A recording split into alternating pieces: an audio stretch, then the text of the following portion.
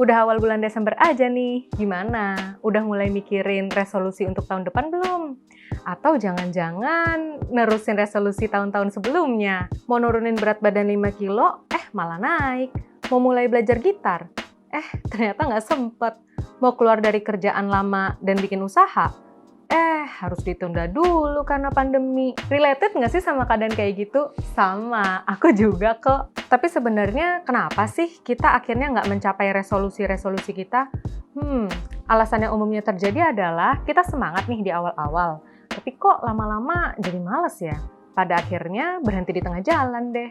Nggak apa-apa, mumpung masih ada sebulan lagi nih di tahun 2020, yuk coba lakuin resolusi, minimal ada kemajuan gitu di tahun ini.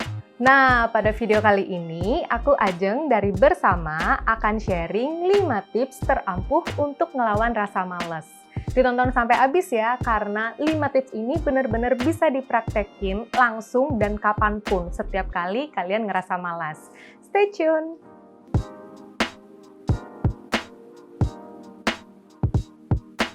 Sebenarnya kalau ditanya, apa sih cara paling efektif untuk melawan rasa malas? Ya jawabannya tinggal lakuin aja. Lah, gimana sih? Kan lagi nggak punya motivasi buat ngelakuin. Ya udah, sebagai gambaran, kita bahas contoh yang umum terjadi di mayoritas orang yuk, yaitu bangun pagi. Kalau emang bangun pagi jadi berat banget, pecah aja goals bangun pagi itu jadi beberapa goals yang lebih kecil. Misalnya nih, goals pertama matiin alarm kamu. Check. Terus turunin kaki kamu dari kasur. Cek, abis itu bilang ke diri sendiri, aku berhasil loh bangun pagi. Goal selanjutnya berdiri, cek, lalu jalan deh keluar kamar, cek. Jadinya kamu bangun pagi kan? Itu kan kasus yang kecil ya. Kalau hal-hal lebih susah kayak ngejar impian kuliah ke luar negeri, itu gimana? Ya bisa banget dong. Nah, biasanya nih, kesadaran bahwa kita selangkah lebih maju sekecil apapun, ampuh membantu kita melihat kualitas positif diri sendiri. Setidaknya, merasa cukup berkemauan kuat lah. Nah, semakin banyak berhasil melakukan langkah-langkah kecil, semakin banyak juga nih sensasi mencapai sesuatu yang didapat. Dan pada akhirnya, membuat motivasi kita lebih stabil untuk ngambil langkah-langkah selanjutnya. Jadi intinya, tips pertama adalah lakukan langkah pertama sekecil apapun. Aku mau share sedikit nih soal pengalaman aku. Jadi semenjak di rumah aja, aku pernah ngerasain demotivasi parah sampai berbulan-bulan. Benar-benar males untuk ngapa-ngapain, bahkan hobi yang aku suka banget aja tuh aku nggak bisa ngelakuinnya. Karena ya semales itu gitu, jadi anggot-anggotan banget. Aku nggak suka dengan keadaan ini karena aku sadar bahwa kedepannya ini bisa merusak karakter aku. Akhirnya aku punya goals untuk ngelawan rasa malas itu. Gimana caranya? Waktu itu aku mau konsisten olahraga setiap pagi.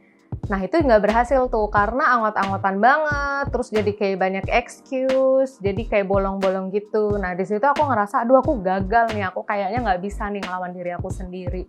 Terus aku turunin goals aku, yaitu bangun pagi. Karena memang semenjak corona ini ya, aku bangunnya tuh siang gitu, karena tidurnya pagi. Itu susah banget, aku ngelakuinnya tuh kayak nggak berhasil terus. Sampai akhirnya aku kayak makin ngerasa gagal. Tapi nggak tahu kenapa, aku pengen coba lagi nih, coba deh goals yang lebih kecil.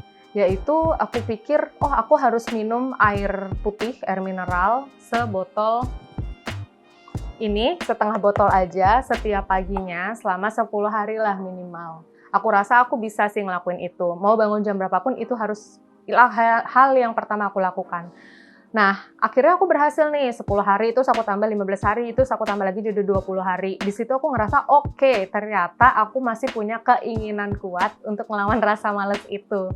Jadinya, dari situ aku lebih positif dan memang malah lebih mudah juga untuk bangun pagi. Terus habis itu, ya tapi bertahap ya, untuk bangun pagi dan untuk olahraga ya minimal 5 hari berturut-turut lah saat itu. Tapi ternyata akhirnya aku berhasil untuk olahraga minimal seminggu sekali.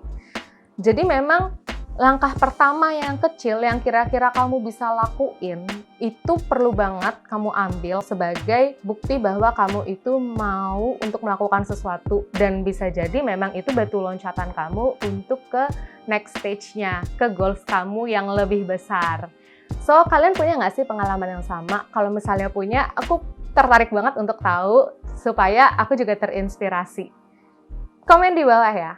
Tapi gimana nih, saking demotivasinya, aku masih malas untuk ngelakuin langkah-langkah sekecil apapun.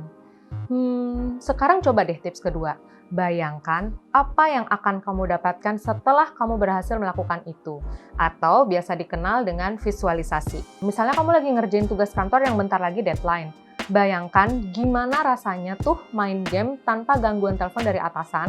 Asik banget kan dibandingin gak ngerjain, tahu-tahu di follow up sama bos. Ngeri. Atau yang lebih besar lagi nih, kamu mau pindah kerja dari bagian finance ke Markom sesuai passion kamu. Kamu coba bayangin deh, gimana rasanya berhasil jadi manajer Markom di perusahaan multinasional.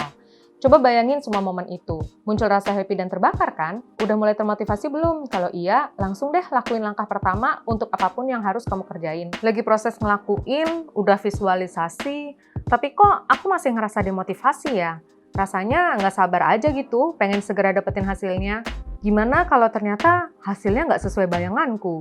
Kalau dalam prosesnya, kedua tips tadi mulai nggak mempan, nih ada tips yang jarang banget ditemuin di sumber manapun, yaitu asosiasikan apa yang kamu kerjakan dengan lebih positif. Gimana caranya? Ada beberapa cara nih yang bisa dicoba. Biar gampang, aku kasih ilustrasi deh. Misalnya nih, kamu lagi ngerjain project klien, banyak banget to-do list-nya, jadinya mulai ngerasa stres dan nggak telaten. Kalau udah gitu, coba deh inget-inget pengalamanmu ngerjain project yang lalu. Pernah nggak sih ngerasain keseruan dalam project itu? Misalnya nih, rasa penasaran cari info yang dibutuhkan, rasa asyiknya dapat insight baru pas lagi brainstorming sama tim, atau rasa puasnya nggak perlu revisi. Nah, coba deh visualisasikan momen-momen positif itu ke project yang sekarang. Kalau nggak ada, coba hubungkan project ini sebagai kesempatan mendapatkan keuntungan di setiap prosesnya. Misalnya nih, mulai pusing disuruh riset tentang strategi, coba lihat sebagai kesempatan dapetin skill berpikir strategis. Berguna banget kan? Begitupun di tahapan-tahapan selanjutnya. Cari aja terus keuntungan-keuntungan lain di setiap prosesnya. Menghubungkan apa yang kita kerjakan dengan hal-hal positif bisa membuat kita lebih mudah menikmati setiap prosesnya. Bahkan kalau kita terbiasa melakukan hal ini, kita bisa lebih banyak loh mengambil manfaat dari apa yang harus kita lakukan karena menyadari akan selalu ada yang bisa kita ambil dari prosesnya, terlepas dari tujuan akhirnya. Dengan kesadaran itu, kita bisa cenderung lebih total. Aku pribadi juga punya pengalaman memvisualisasikan tujuan akhir dan mengasosiasikan atau menghubungkan apa yang sedang aku kerjain ke hal-hal yang lebih positif. Jadi dulu pas aku baru lulus SMA nih lagi nyari kuliah, aku pengen banget masuk UI. Walaupun aku juga pengen sih masuk PTN lain, tapi entah kenapa goals utamaku tuh UI gitu. Nah, sedangkan aku nggak pinter-pinter amat, persaingannya juga ketat banget, jadi aku harus usaha lebih keras lagi. Sering banget tuh aku belajar sampai pagi. Tidur jam 2 sampai jam 3 itu udah biasa banget waktu itu. Karena ya memang sengotot itu aku pengen masuk UI. Waktu itu yang jadi kebiasaanku adalah belajar malam-malam, minum kopi saset sambil dengerin suara TV. Terus kalau udah mulai jenuh nih, kayak capek banget tau lah ya perjuangannya untuk masukin universitas itu kayak gimana. Aku istirahatnya tuh cuma sebentar aja, tapi yang aku lakuin adalah aku googling nih di internet atribut-atribut UI, maupun itu bikunnya, gedung rektoratnya, balairung, jaket kuning, pokoknya semuanya tentang UI. Waktu itu aku terbakar, jadi pas ngeliat ini entah kenapa yang tadinya capek, jadi nggak capek lagi, dan akhirnya bener-bener mau belajar sampai aku ngantuknya udah nggak ketahankan lagi, barulah aku tidur. Terus yang anehnya adalah ketika aku berhasil memahami sesuatu nih dari pelajaran itu, ada rasa senengnya kan, terus aku minum kopi sambil dengerin musik malam-malam. Lucunya pengalaman positif ini kebawa sampai aku setelah masuk kuliah. Jadi kalau belajar malam-malam gitu sambil minum kopi saset, walaupun pelajarannya susah dan pakai bahasa Inggris, aku tetap ngerasa, inget zaman-zaman dulu nih pas mau masuk UI, waktu itu aku senang banget ketika berhasil ngelakuin sesuatu, dan entah kenapa itu ngefek ke aku. Honestly, ini beneran terjadi. Makanya mungkin teman sekamar aku tahu ya kenapa aku suka banget belajar sampai malam sambil minum kopi saset ya gara-gara itu. Ternyata dua cara ini memang efektif banget di aku untuk membakar semangat aku supaya terus maju. Semua tips sebelumnya udah dilakuin, tapi kok masih demotivasi ya? Kayak tiba-tiba bingung aja gitu langkah selanjutnya apa. Bahkan kepikiran juga jangan-jangan usaha yang kita lakukan ini nggak ngefek.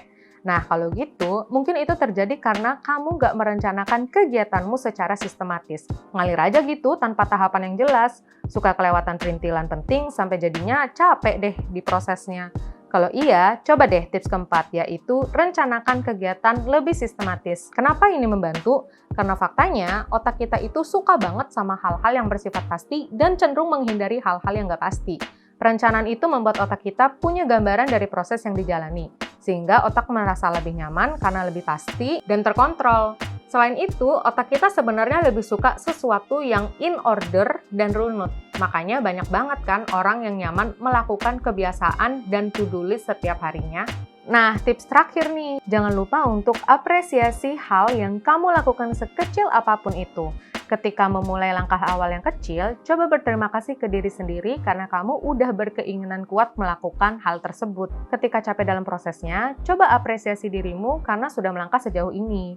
Bisa juga menetapkan reward atau penghargaan ke diri sendiri ketika mencapai suatu langkah dalam prosesmu. Contohnya nih, aku akan nonton video terbaru YouTuber kesukaanku kalau udah selesaiin slide presentasi sampai bab ini, atau bahkan sampai selesai. Reward yourself, buat pengalamanmu menyenangkan di setiap langkah yang kamu ambil. Mungkin banget loh, pengalaman menyenangkan yang kamu buat sekarang bisa diasosiasikan ke perjuangan-perjuangan kamu ke depannya. Nah, itu dia 5 tips terampuh untuk melawan rasa malas. Gimana? Kalian udah pernah coba belum? Kalau misalnya udah pernah coba, tolong share dong pengalaman kalian di bawah supaya kita bisa belajar bareng-bareng. Ataupun kalian punya nih tips lain yang terbukti efektif di kalian tapi nggak ada di video ini, share juga di bawah supaya aku dan yang lainnya juga bisa praktekin. Kalau kalian suka dengan pesan-pesan di video ini, jangan lupa like dan share ke teman-teman sekitar supaya mereka juga bisa praktekin, siapa tahu bisa efektif juga di mereka. Akhir kata, thank you so much for watching. I'll see you in the next videos. Bye-bye!